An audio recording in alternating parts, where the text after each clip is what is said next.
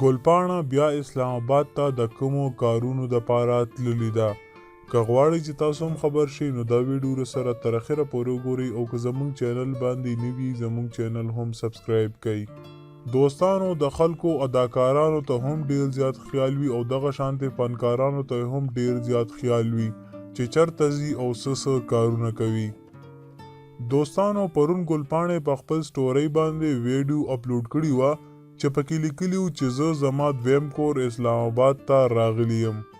خو دوستانو خلک وایي چې ګلپاڼه خپل خاوند سره هنیمون له لاړه ده او څو ورځې به اسلام آباد کې وي او خپل هنیمون کې به وي. هغې په خپل سټورۍ کې دغه لیکلي وو چې زما یخني نه ده خوښه. نو ډیرو خلکو ته په کمنټونو کې لیکلي وو چې یخني به دې ځکه نه وي خوښه ځکه چې لامبا پکې سخته وي.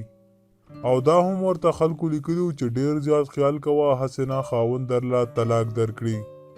دوستانو دا خو نه ده معلومه چې ګلپاڼه چا سره اسلام آباد ته لاړه ده او څه کارونه کوي. خو ټولو خلکو ته ډیر عجیبه کمنټونه کړي وو. تاسو د خلکو د دې خبرو باره کې څه ویل غواړئ موږ ته لاندې په کمنټ کې ضرور ولیکئ. دا و زموږ نن ویډیو، تر بلې ویډیو مو په لوی الله سپارم.